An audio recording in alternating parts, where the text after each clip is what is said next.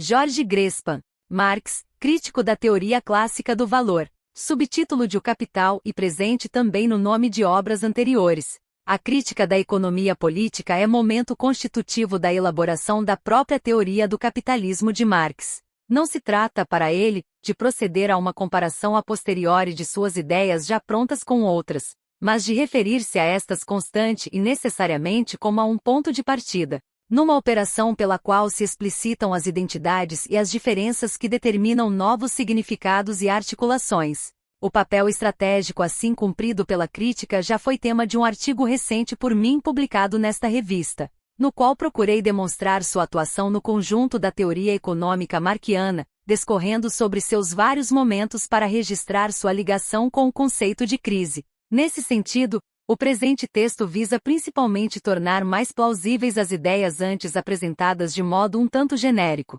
aprofundando o conteúdo de um de seus pontos, não por acaso o fundamento do sistema conceitual de Marx e de sua discussão da economia política, a teoria do valor. É a partir desta base, claramente recortada do conjunto das categorias mais complexas que se seguem a ela na ordem da exposição de O Capital, que será possível entender a dimensão do problema crítico nesta obra como um todo, o seu objetivo e a sua relevância para a elucidação inclusive da posição marquiana sobre o capitalismo. 1.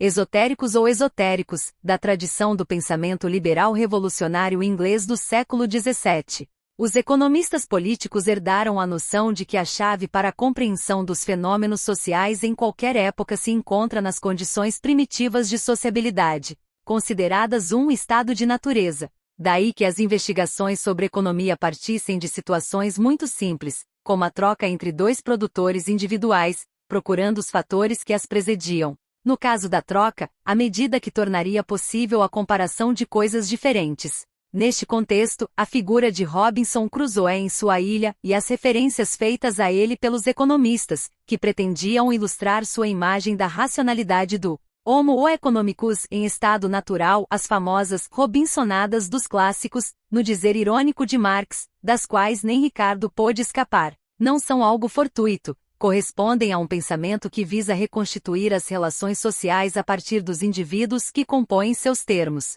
e as relações mais complexas como decorrência das mais simples.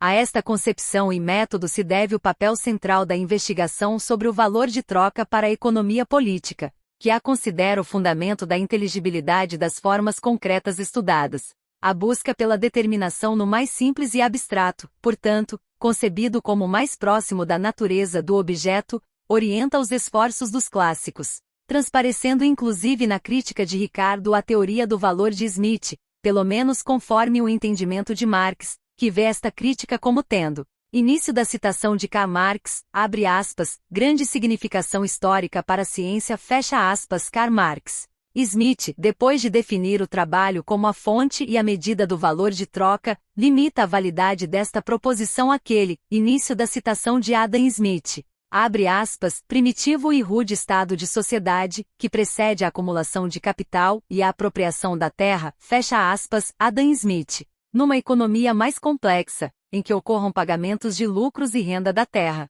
aqueles dois fatores teriam uma participação independente do trabalho na formação do preço das mercadorias, devendo somar-se a ele para compor o valor total delas. Exatamente neste ponto incide a crítica ricardiana, que aponta uma inconsistência na dupla definição do valor em Smith. Este diz, por um lado, que os três componentes do preço devem ser, início da citação de Adam Smith, abre aspas, medidos pela quantidade de trabalho que podem, cada um deles, comprar ou comandar. Fecha aspas Adam Smith, e logo adiante, por outro lado, que início da citação de Adam Smith, abre aspas, salários, lucro e renda são as três fontes originais de todo o rendimento, bem como de todo o valor de troca, fecha aspas, Adam Smith.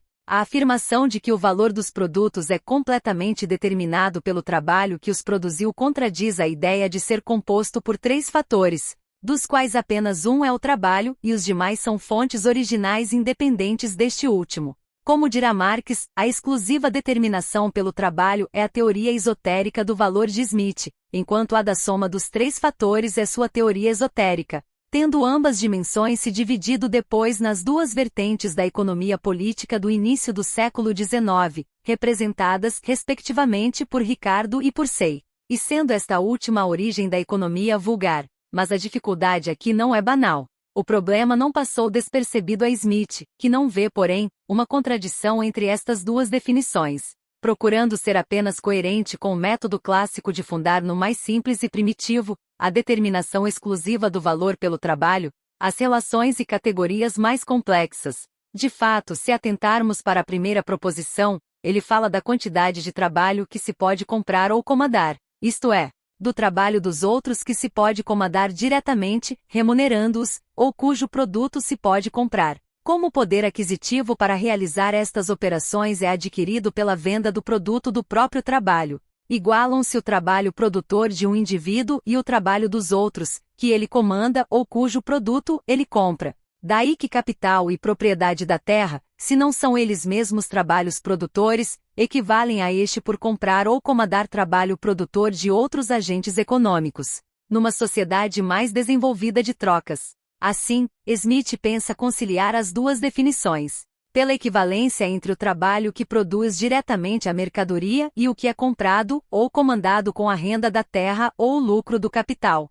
Por isso, Ricardo começa seus princípios de economia política e tributação justamente distinguindo as duas formas de medida igualadas por Smith. Início da citação de David Ricardo, abre aspas. O valor de uma mercadoria depende da quantidade relativa de trabalho que é necessário para sua produção, e não da maior ou menor compensação que é paga por aquele trabalho. Fecha aspas, David Ricardo. Para ele, o valor das mercadorias se estabelece apenas na esfera da sua produção, e não na da sua circulação, ou seja, no intercâmbio que permite o comando do trabalho alheio ou a compra de seu produto. Desfeita a equivalência entre as duas medidas do trabalho, proposta por Smith, suas duas definições do valor se tornam incongruentes, e Ricardo pode apontar a inconsistência de mantê-las conjuntamente. Se o valor de troca depende somente da quantidade de trabalho necessário para a produção de uma mercadoria, os demais fatores não podem ser fontes autônomas de valor, determinando apenas sua distribuição social.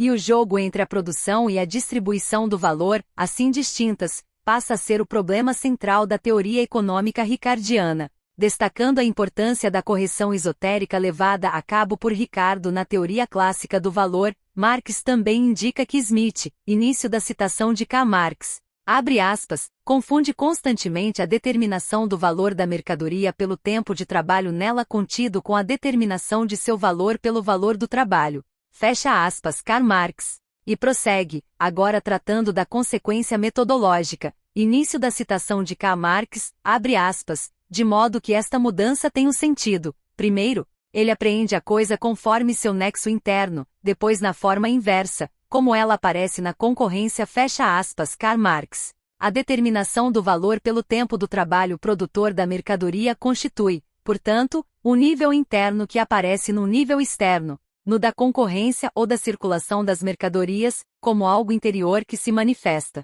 Entretanto, o movimento inverso também é caracterizado por Smith, com o valor já de imediato determinado na esfera externa, na qual interagem os três elementos mencionados. Por isso, continua a censura de Marx, início da citação de Karl Marx, abre aspas, ambas formas de apreensão, em que uma penetra no nexo interno, na fisiologia, por assim dizer, do sistema burguês, e a outra apenas descreve, cataloga, conta e dispõe em definições esquematizadas o que se mostra externamente no processo de vida, tal como ele se mostra e aparece, não só vão ingenuamente lado a lado em Smith, mas se misturam e contradizem constantemente, fecha aspas, Karl Marx. Ainda para Marx, a grande significação histórica de Ricardo para a economia política decorre de ele ter estabelecido que início da citação de Karl Marx, abre aspas, o fundamento, o ponto de partida do sistema burguês, da concepção de seu nexo orgânico interno e de seu processo vital. É a determinação do valor pelo tempo de trabalho, fecha aspas, Karl Marx.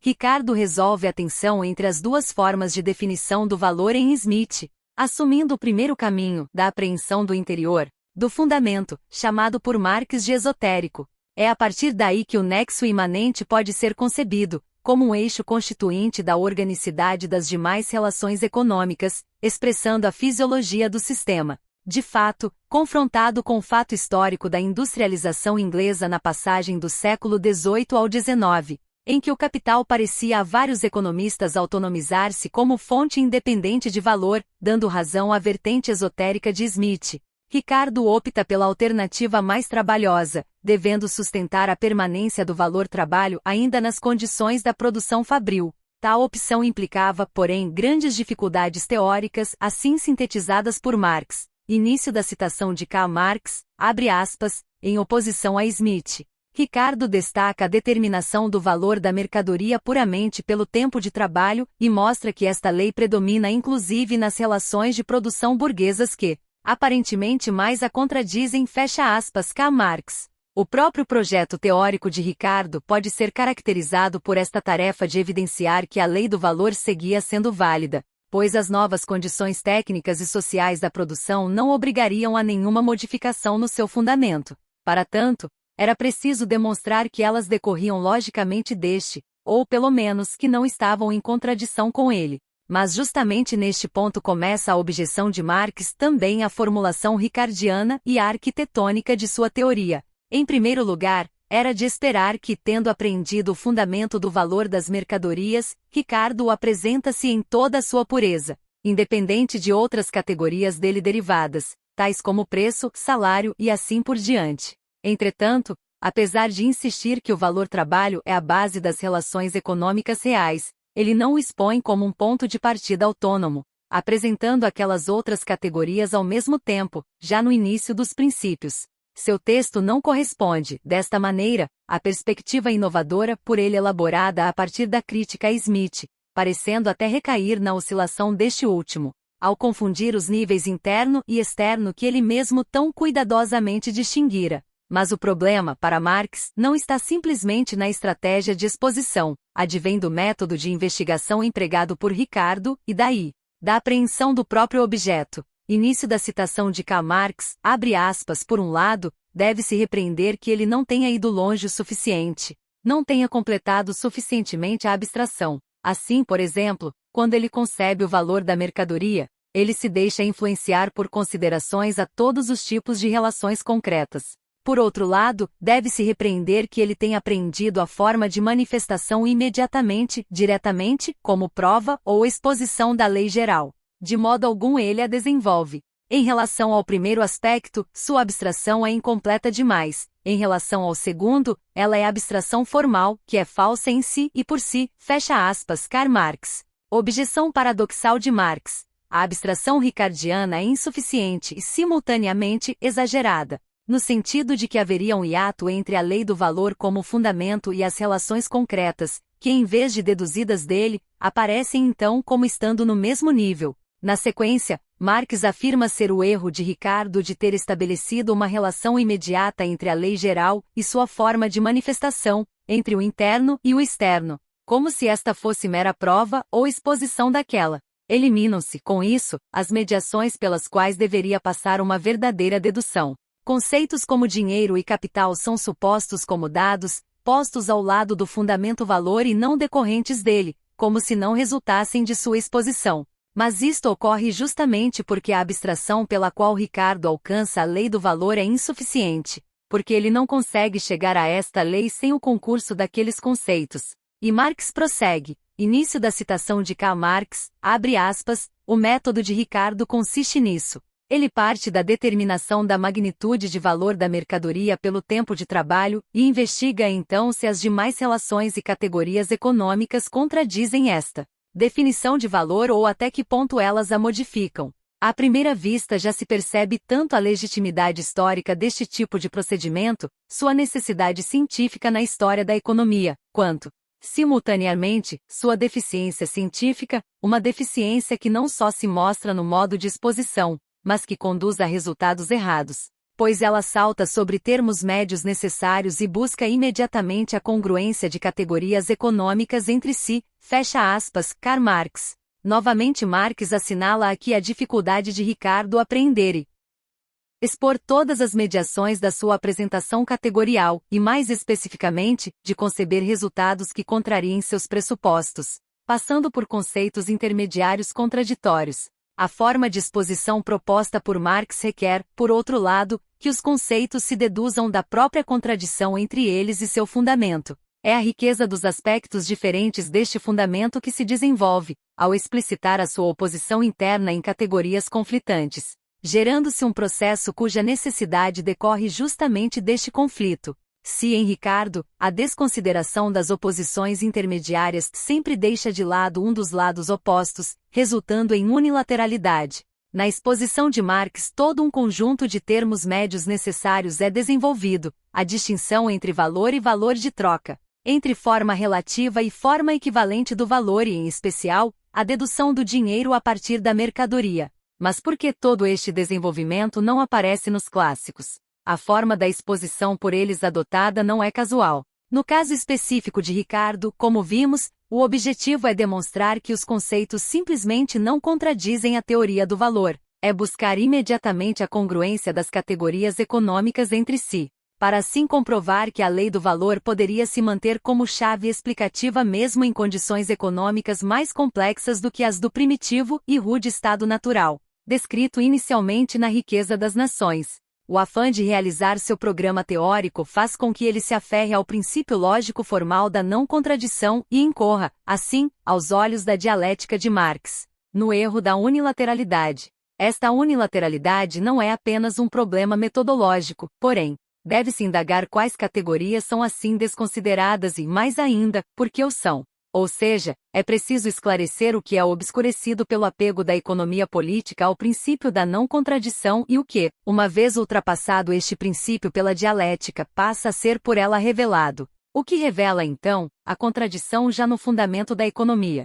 É com a resposta a estas questões que se ocupará a sequência do presente texto. 2. A natureza do valor. O aspecto mais conhecido da crítica de Marx à economia política é o de que esta considera suas categorias formulações universais e eternas da realidade social, correspondendo justamente ao que Locke chamava de estado de natureza, esfera logicamente anterior ao pacto político e imune às variações históricas. No caso da teoria do valor, a objeção marquiana significa que as formas típicas da sociedade capitalista e mercantil são assim generalizadas e vistas como fundantes de qualquer forma social, sendo, portanto, inevitáveis. Mais especificamente, Marx repreende a economia política porque ela, início da citação de Karl Marx, abre aspas, trata a forma valor como algo totalmente indiferente ou exterior à própria natureza da mercadoria.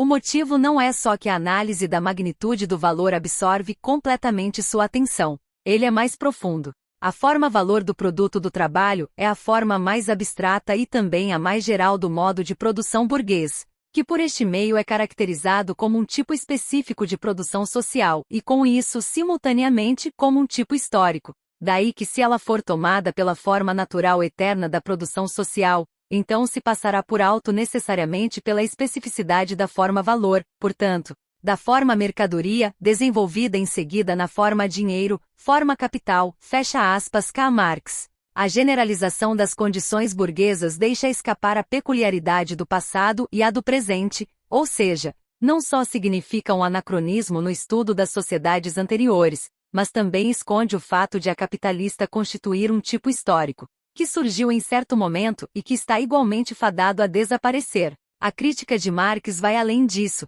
indicando a incapacidade de a economia política apreender o valor como forma determinada, que não é indiferente ou exterior à natureza da mercadoria, existindo, portanto, apenas dentro das condições da produção mercantil. A forma valor do produto do trabalho só se verifica quando este produto assume a forma mercadoria, o que nem sempre é o caso. Uma coisa pode ser valor de uso sem ser valor. Uma coisa pode ser útil e produto de trabalho sem ser mercadoria. Para produzir mercadoria, deve-se produzir não só valor de uso, mas valor de uso para outros, valor de uso social. Só é mercadoria o produto já produzido para ser trocado, não aquele consumido pelo próprio produtor nem o que eventualmente sobra deste consumo e era então trocado.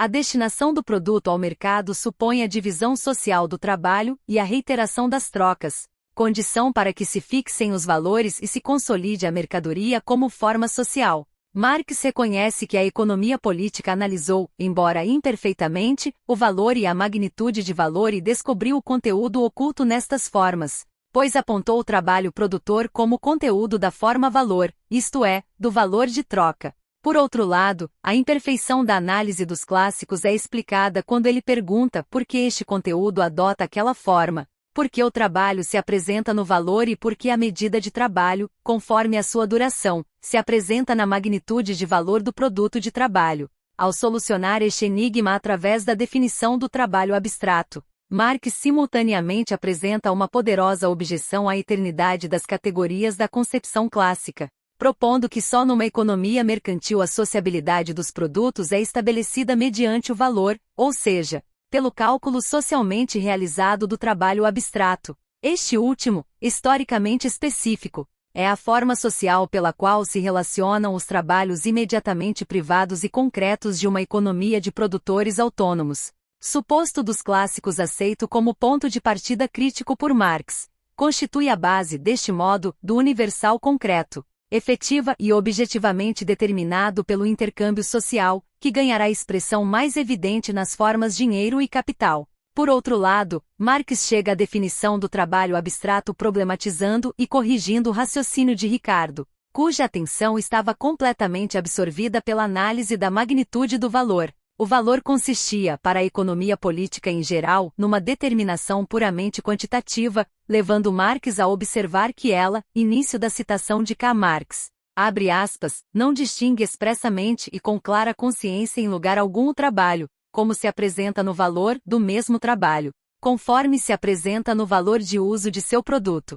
Naturalmente, ela faz de fato a distinção, pois considera o trabalho ora quantitativamente, ora qualitativamente. Mas não lhe ocorre que a simples diferença quantitativa dos trabalhos pressupõe sua unidade ou igualdade qualitativa, sua redução a trabalho humano abstrato, fecha aspas. K. Marx. Nem Ricardo chegou a enunciar o conceito de trabalho abstrato, porque o considerava exclusivamente do ponto de vista da magnitude, separando de maneira absoluta o lado qualitativo do quantitativo na sua análise do valor. Não pôde perceber então que ao buscar o invariável através das variações quantitativas da troca de mercadorias, deveria de fato procurar aquela propriedade única que permanece como uma qualidade igual a todas como mercadorias, e não como meros produtos. Não pôde, assim, enxergar que a dimensão quantitativa também pressupõe a qualitativa, e que não apenas a exclui.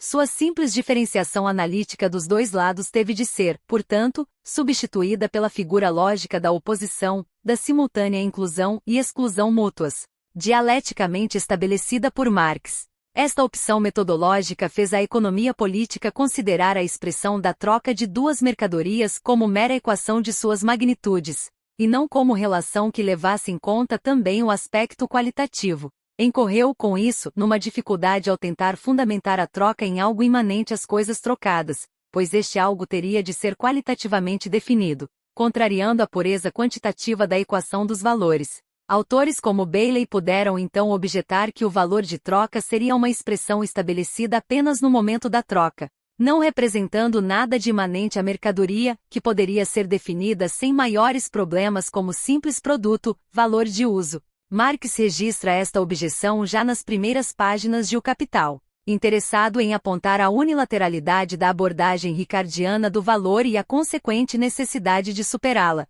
para entender a passagem não apenas do valor de troca ao valor, da expressão externa ao conteúdo interno, caminho que Ricardo conseguiu percorrer, mas também a do valor ao valor de troca, do elemento intrínseco à sua expressão. Tratava-se de explicar efetivamente a troca pelas leis do valor, o que só foi possível a Marx por levar em conta a recíproca determinação de qualidade e quantidade, na definição do trabalho que ao mesmo tempo cria valor de uso e valor, só porque a mercadoria já individualmente considerada é produto de ambas as dimensões do trabalho, é que a expressão de sua troca por outra mercadoria se constitui como relação, e não mera equação. Na relação, a oposição interna entre o lado qualitativo e o quantitativo se manifesta como oposição externa das duas mercadorias em funções contrapostas. A troca aparece, deste modo, como relação entre a mercadoria na forma relativa do valor e a que representa sua forma equivalente. A partir daí, como se sabe, a oposição das duas mercadorias já na sua expressão simples de troca é desdobrada por Marx, dialeticamente,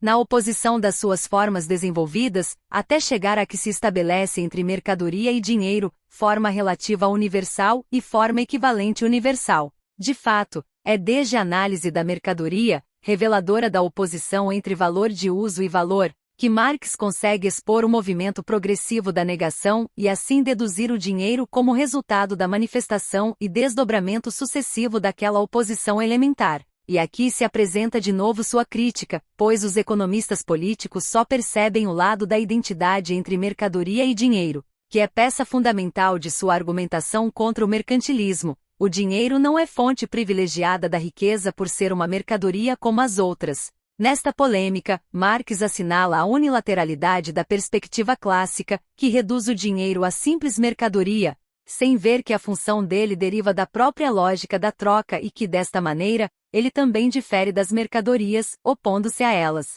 A consequência desta visão unilateral, contudo, é que o dinheiro de certa forma desaparece no intercâmbio mercantil. E Marx acrescenta, comentando uma proposição conhecida da economia política, início da citação de David Ricardo, abre aspas. Produtos são sempre comprados por produtos ou serviços, o dinheiro é só o meio pelo qual a troca é realizada, fecha aspas, David Ricardo. Aqui, portanto, primeiro se transforma a mercadoria, na qual existe oposição entre valor de troca e valor de uso, em mero produto, valor de uso, e daí a troca de mercadorias em mera permuta de produtos, simples valores de uso. Entende-se, assim, o alcance da identificação de produto e mercadoria, que não é fruto de uma confusão acidental dos economistas, mas está associada à redução da forma dinheiro à forma mercadoria, para igualar a troca à permuta direta ou escambo. Mas além disso, prossegue Marx, a identificação das duas formas impede que se defina a transição de uma a outra como metamorfose. Mudança de forma em que o valor aparece como mercadoria que passa a dinheiro, venda, M.D., e depois como dinheiro que passa a mercadoria, compra, D.M. Numa última figura da oposição elementar dentro da esfera da circulação simples, Marx desdobra a relação dialética entre mercadoria e dinheiro na relação entre compra e venda. O movimento aqui percorre ainda os mesmos dois polos, M e D, mas em sentido inverso, oposto, numa nova relação cuja unidade é o processo total do vender para comprar, M, D, M. Expressão que revela a finalidade do intercâmbio como sendo de articular o sistema dos produtores privados de mercadorias especializadas pela divisão social do trabalho, ao permitir que cada um compre os valores de uso de que necessita com o dinheiro obtido pela venda da mercadoria por ele produzida. 3. Crítica e crise. Atingido este ponto, em que as categorias essenciais da reconstrução marquiana da teoria do valor se apresentam com conteúdo já suficientemente elaborado, impõe-se a reflexão sobre seu sentido. Cabe, em primeiro lugar, perguntar pelo alcance das distinções conceituais que Marx tão cuidadosamente propôs, onde a economia política via só identidades. Distinções, é crucial lembrar sempre, formuladas por ele como oposições e não simples diferenças. Sem dúvida, seu método não é casual, indiferente ao conteúdo tratado, nem era o caso, para ele, de apenas proceder a uma correção dos erros dos clássicos com intenção simplesmente especulativa. Qual é, então, o significado crítico da exposição paradigmaticamente executada em O Capital, tanto para a discussão do capitalismo quanto da economia política? E que ganho teórico pode advir de uma reconstrução dialética desta disciplina? Uma nova dimensão deve se esclarecer em seu objeto, profunda o bastante para alterar até a definição dele. Reexaminemos atentamente o desenvolvimento categorial apresentado. A identificação, detectada por Marx e feita pelos clássicos, de produto com mercadoria e desta com dinheiro, como vimos, levou estes últimos também a reduzir a troca mediada pelo dinheiro a uma simples permuta de produtos, considerando sem importância a diferença entre compra e venda. Imaginavam, assim, uma contínua sucessão de vendas e compras, pois o objetivo de vender o próprio produto só poderia ser o de depois comprar para consumir produtos de outros, sendo o dinheiro apenas o instrumento a facilitar o trânsito entre os dois momentos, instrumento não desejado por si mesmo. Deste modo, a proposição ricardiana de que produtos são comprados por produtos segue-se outra, também comentada por Marx. Início da citação de Karl Marx, abre aspas. Ninguém pode vender sem que um outro compre, mas ninguém precisa comprar imediatamente, por ter vendido. A circulação rompe as barreiras temporais, locais e individuais da troca de produtos. Justamente porque divide a identidade imediata existente entre a troca do próprio produto de trabalho e a troca do alheio na oposição de venda e compra, fecha aspas. Karl Marx, concebendo-se a troca como permuta sem intermediação do dinheiro como faziam os clássicos. Há uma identidade imediata entre os atos de cada um dos agentes que trocam produto por produto, embora já apareça a distinção, para cada um deles, entre o ato de ceder seu produto e o de receber o do outro. Se a troca for intermediada pelo dinheiro, no entanto, fica evidente um erro no argumento de Ricardo. Ele infere, de uma situação em que há dois agentes e um movimento de troca, no qual simultaneamente o que um está comprando o outro está vendendo. Uma regra de equilíbrio válida também para outra situação, em que há um agente e duas fases de troca, ou seja, em que o agente único primeiro vende sua mercadoria e depois compra as dos outros.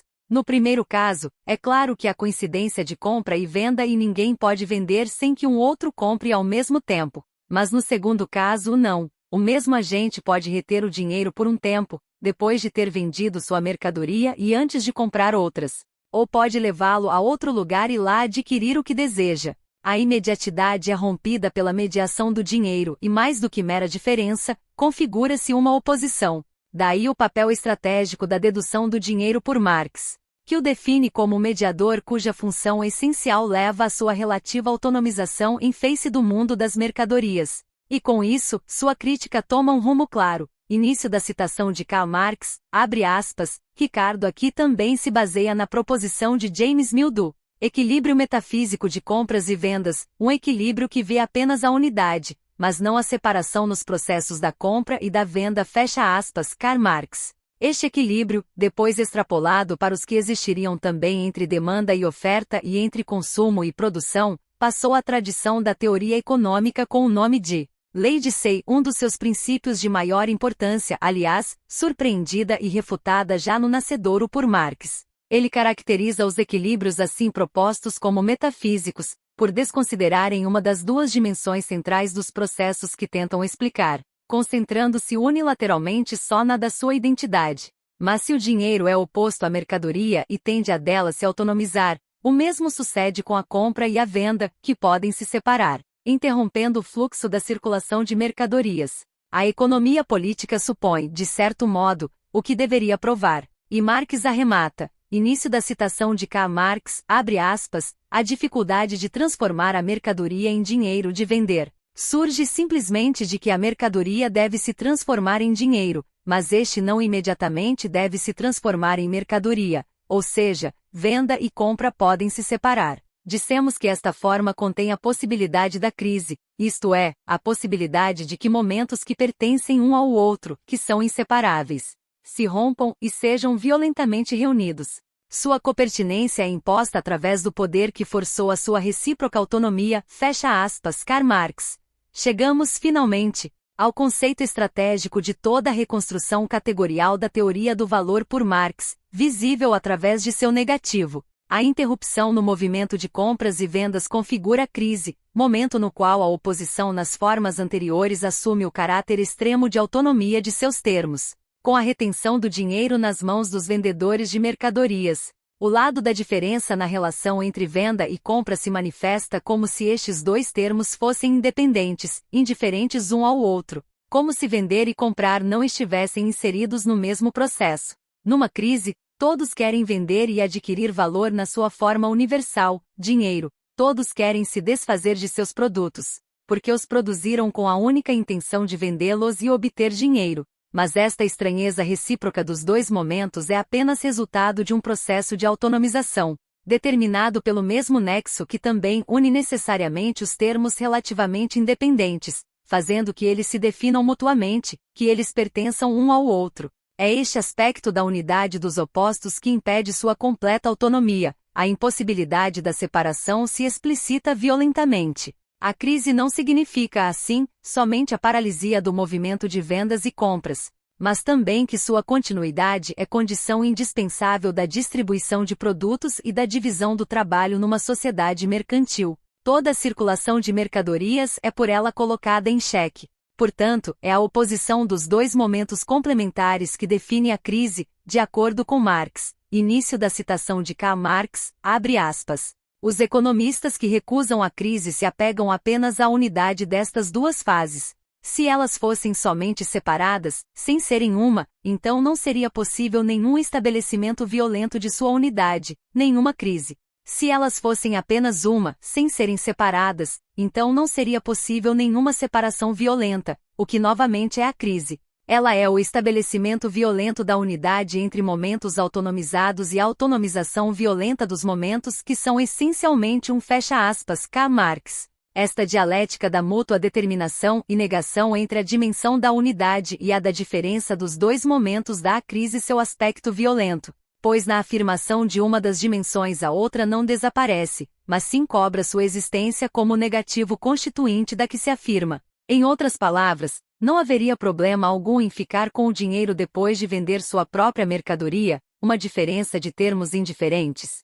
Se o vendedor não fosse obrigado, cedo ou tarde, a comprar outras mercadorias para atender suas necessidades de consumo, a unidade pressuposta irrompe, assim com força na separação. Por outro lado, também não haveria problema no fato de o dinheiro simplesmente não poder ser retido, uma unidade de termos idênticos, imaginando que produtos se trocam por produtos se a crise não tivesse criado dificuldades para vender e daí, desequilíbrio entre vendas e compras.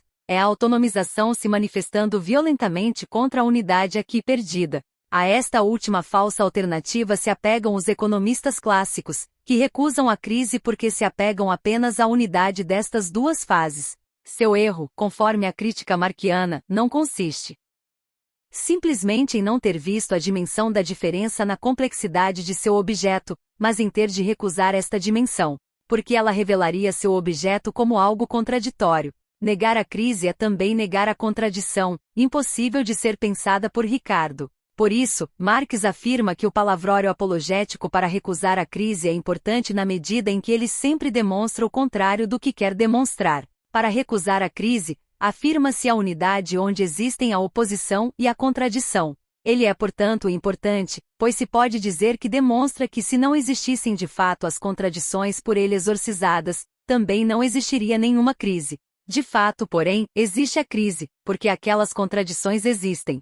Cada razão que se alega contra a crise é uma contradição exorcizada, e daí, uma contradição real, fundamento para a crise. O querer exorcizar as contradições é simultaneamente a expressão de contradições realmente existentes, que por desejo piedoso não deviam existir. Dialeticamente, revela-se o que se queria manter oculto, pois as categorias da economia política não permitem entender as crises como manifestação de fundamento real, de modo que quando elas ocorrem, sua incapacidade explicativa fica clara. Mas o crucial aqui é que de fato, existe a crise, ou seja, que a crise é fato que se impõe à ciência. Porque ocorre este fato, somos obrigados a admitir e incluir a contradição como a forma de constituição do conteúdo das relações mercantis burguesas. A existência da crise supõe a da contradição. Pode-se avaliar, diante disso, a estratégica importância do conceito de crise, pois é devido a ele que se altera radicalmente a definição daquele sistema econômico. É a necessidade de explicá-la endogenamente que determinará a própria concepção dialética do capital. Não era o caso para Marx, portanto, de apenas proceder a eventuais correções dos clássicos com mero interesse especulativo, mas de criticá-los profundamente, reconstruindo sua teoria desde o conceito de valor, a partir do reconhecimento do fato das crises com todas as suas implicações. Por isso, sua elaboração teórica é eminentemente crítica e, mais ainda, crítica do capitalismo em primeiro lugar, no qual ele encontra a contradição fundante explícita objetivamente nas crises. Daí desta crítica de base, ele deriva sua crítica à economia política, indicando justamente que esta disciplina é incapaz de explicar as crises como algo inerente à natureza mesma do capital. Por mais científico que ele reconheça ser Ricardo, como exemplo privilegiado, a perspectiva unilateral de que padece sua teoria confere até a ela, pela consequente recusa da crise e da contradição, aspecto apologético. Realmente, Marx sugere querer exorcizar as contradições, uma intenção de recusar a crise, de alegar razões contra ela, por parte dos economistas clássicos em geral, para que o sistema de mercado apareça como perfeito alocador de recursos. De modo que se a busca pela explicação imanente da crise levou Marx à contradição, pode-se legitimamente inferir que a finalidade de recusar a crise leva, ao contrário, a economia política a descartar a contradição, motivo talvez mais importante do que o mero apego a um princípio da lógica formal tradicional. Se isso é válido para os clássicos em geral, não é para todos do mesmo modo. O exemplo de Ricardo é mais uma vez notável pela sua lei da queda da taxa de lucro, que abre campo para perceber os limites do sistema. De qualquer maneira, porém, esta sua formulação se apresenta apenas na relação entre os rendimentos agrícolas e o lucro, estando completamente ausente no seu fundamento, a teoria do valor. Aqui ele segue inteiramente Mill, como vimos, e constrói seu raciocínio afirmando a unidade onde existe a oposição e a contradição. Assim, retomando o caminho da crítica de Marx às categorias pelas quais a economia política pensa a circulação simples, ele diz, início da citação de Karl Marx.